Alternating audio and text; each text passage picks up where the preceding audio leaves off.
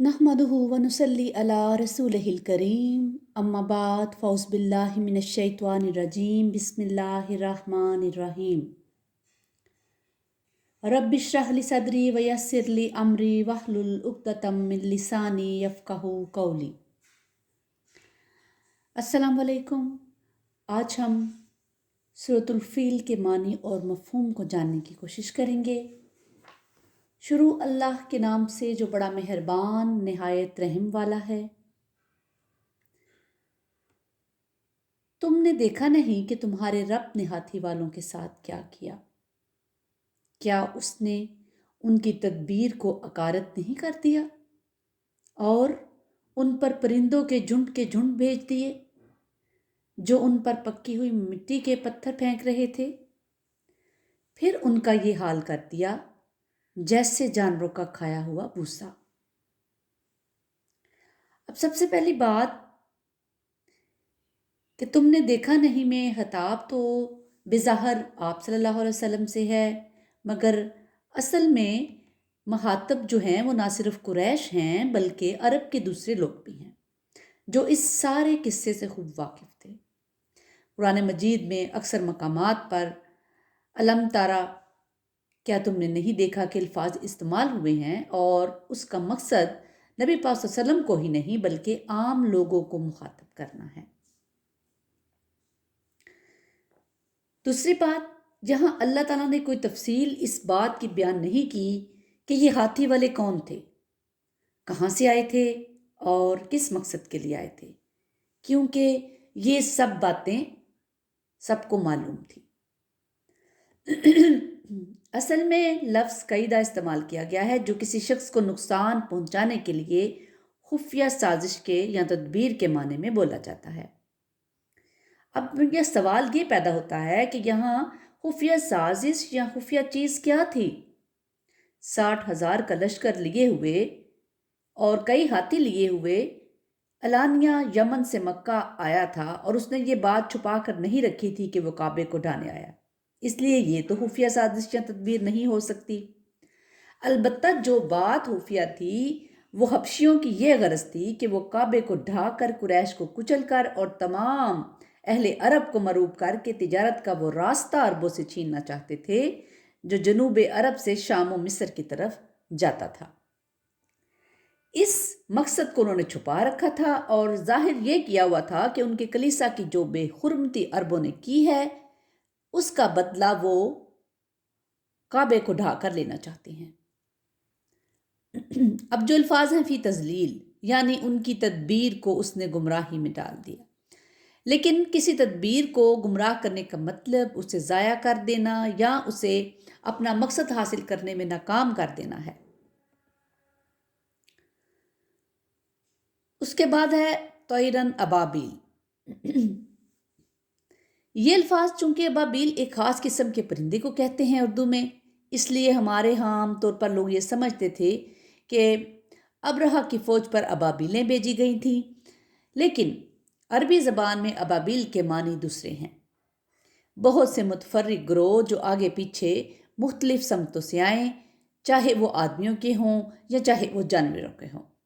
इस सिलसिले में कतादा और इक्रमा से रवायत है कि ये झुंड के झुंड परिंदे बहरे अहमर की तरफ आए थे। सईद बिन जुबैर और इक्रमा कहते हैं कि इस तरह के परिंदे पहले कभी नहीं देखे गए थे और ना ही उसके बाद देखे गए थे, और ये परिंदे जो थे ना ये नजद के थे, ना ये हिजाज के थे, और ना ये तिहामा के थे, और ना ही ये बहरे अहमर के दरमियान साहली रास्ते के थे। इब्ने अब्बास रज़ियल्लाहु तआला अन्हु से रवायत है कि उनकी चूंचें परिंदों जैसी थीं और पंजे कुत्ते जैसे, और उनके सर शिकारी परिंदों के सरों जैसे थे। और सब का मुतफ़क्का बयान ये है कि हर परिंदे की चूंच में एक एक कंकर था और पंजों में दो दो कंकर। मक्का के बाज़ लोगों के पास ये कंकर एक मुद्दत तक महफूज रहे। इस तरह ही नौफल बिन अबी माविया का बयान नकल किया है अबू नईम ने कि मैंने वो कंकर देखे हैं जो असहाबुल फील पर फेंके गए थे। वो मटर के छोटे दाने के बराबर स्याही माइल सुरख रंग के थे। और इसी तरह इब्ने अब्बास रज़ियल्लाहु तआला अन्हु से मरवी है कि वो चलगोज़े के बराबर थे। اور ابن مردویہ سے مروی ہے کہ وہ بکری کی مینگنی کے برابر تھے۔ ظاہر ہے کہ سارے ہی جو سنگریزے تھے وہ ایک جیسے نہیں تھے، ان میں کچھ نہ کچھ فرق ضرور ہوگا۔ اب بات کرتے ہیں بحجارۃ من سجیل کی۔ بحجارۃ من سجیل یعنی سجیل کی قسم کے پتھر۔ ابن عباس رضی اللہ تعالیٰ عنہ سے مروی ہے کہ یہ لفظ دراصل فارسی کے الفاظ سنگ اور گل کا معرب ہے، اور اس سے مراد وہ پتھر ہے جو مٹی کے گارے سے بنا ہوا ہو اور پک کر سخت ہو گیا ہو۔ اسی طرح سے مولانا حمید الدین فراہمی مرحوم نے، جنہوں نے عہد حاضر میں قرآن مجید کے موثر مطالب کے تحقیق پر بڑا ہی قیمتی کام کیا ہے، اس آیت میں ترمیہم کا فاعل اہل مکہ اور دوسرے اہل عرب کو قرار دیتے ہیں جو علم ترا کے مخاطب ہیں، اور پرندوں کے متعلق فرماتے ہیں کہ وہ سنگریزے نہیں پھینک رہے تھے بلکہ اس لیے آئے تھے کہ اصحاب الفیل کی لاشوں کو کھائیں۔ اس تعویل کے لیے جو دلائل انہوں نے یہ دیے، ان کا خلاصہ یہ تھا کہ عبد المطلب کا ابرہہ کے پاس جا کر کعبہ کے بجائے اپنے اونٹوں کا مطالبہ کرنا کسی طرح باور کرنے کے قابل نہیں ہے، اور یہ بات بھی سمجھ میں آنے والی نہیں ہے کہ قریش کے لوگوں اور دوسرے عربوں نے جو حج کے لیے آئے ہوئے تھے حملہ آور فوج کا مقابلہ نہ کیا ہو اور کعبے کو اس کے رحم و کرم پر چھوڑ کر وہ پہاڑوں میں جا چکے ہوں۔ اس لیے یہ واقعہ دراصل یہ ہے کہ عربوں نے ابرہہ کے لشکر کو پتھر مارے اور اللہ تعالیٰ نے پتھراؤ کرنے والے طوفانی ہوا بیچ کر اس لشکر کا بھرکس نکال دیا، پھر پرندے ان لوگوں کی لاشیں کھانے کے لیے بیچے گئے۔ لیکن روایت صرف یہی نہیں ہے کہ عبد المطلب اپنے اونٹوں کا مطالبہ کرنے گئے تھے، بلکہ یہ بھی ہے کہ انہوں نے اونٹوں کا کوئی مطالبہ نہیں کیا تھا اور ابرہہ کو خانہ کعبہ پر حملہ کرنے سے باز رکھنے کی کوشش کی تھی۔ اسی طرح سے تمام معتبر روایات کی روح سے ابرہہ کا لشکر محرم میں آیا تھا جبکہ حجاج واپس جا چکے تھے، اور اسی طرح سے یہ بات بھی پہلے ڈسکس کر چکے ہیں کہ 60,000 کے لشکر کا مقابلہ کرنا قریش اور آس پاس کے عرب قبائل کے بس کا کام نہیں تھا، کیونکہ وہ تو غزوہ احزاب کے موقع پر بڑی تیاریوں کے بعد جو فوج لائے تھے وہ 10-12 ہزار سے زیادہ نہیں تھی۔ اس طرح سے پھر وہ 60,000 فوج کا مقابلہ کرنے کی ہمت کیسے کر سکتے تھے؟ تاہم ان ساری دلیلوں کو نظر انداز بھی کر دیا جائے اور صرف سورہ فیل کی ترتیب کلام کو دیکھا جائے تو یہ تعویل اس کے خلاف پڑتی ہے۔ اگر بات یہی ہوتی کہ پتھر عربوں نے مارے اور اصحاب فیل بس بن کر رہ گئے اور اس کے بعد پرندے ان کی لاشوں کو کھانے آئے، تو کلام کی ترتیب یوں ہوتی کہ تم ان کو پکی ہوئی مٹی کے پتھر مار رہے تھے، پھر اللہ نے ان کو کھائے ہوئے بس جیسا کر دیا اور اللہ نے ان پر جھنڈ کے جھنڈ پرندے بھیجے۔ لیکن یہاں ہم دیکھتے ہیں کہ پہلے اللہ تعالیٰ نے پرندوں کے جھنڈ بھیجنے کا ذکر کیا ہے، پھر اس کے متصلاً بعد ترمیہم بحجارۃ من سجیل، جو ان کو پکی ہوئی مٹی کے پتھر مار رہے تھے، فرمایا ہے، اور آخر میں کہا ہے کہ پھر اللہ نے ان کو کھائے ہوئے بس جیسا کر دیا۔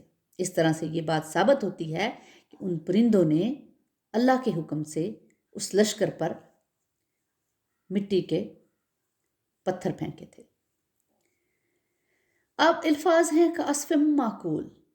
اسف کا لفظ سورہ رحمان آیت نمبر 12 میں آیا ہے، ذوالعصف والریحان، اور غلہ بوسے اور دانے والا۔ اس سے معلوم ہوا کہ عصف کے معنی اس چھلکے کے ہیں جو غلے کے دانوں پر ہوتا ہے اور جسے کسان لوگ دانے نکال کر پھینک دیتے ہیں، پھر جانور اس سے کھاتے بھی ہیں، کچھ ان کے چبانے کے دوران گرتا بھی جاتا ہے اور کچھ ان کے پاؤں تلے روندا بھی جاتا ہے، جسے بس کہتے ہیں۔ اس طرح سے یہ تھا کچھ سورۃ فیل کے معنی اور مفہوم۔ اللہ تعالیٰ ہمارے دلوں میں قرآن پاک کا نور دے اور ہمیں قرآن پاک سے محبت کی توفیق عطا فرمائے، اسے پڑھنے، سمجھنے اور عمل کرنے کی توفیق عطا فرمائے۔ ربنا تقبل منا انک انت السمیع العلیم وتب علینا انک انت التواب الرحیم۔ سبحان ربک رب العزت عما یصفون وسلام علی المرسلین والحمد للہ رب العالمین۔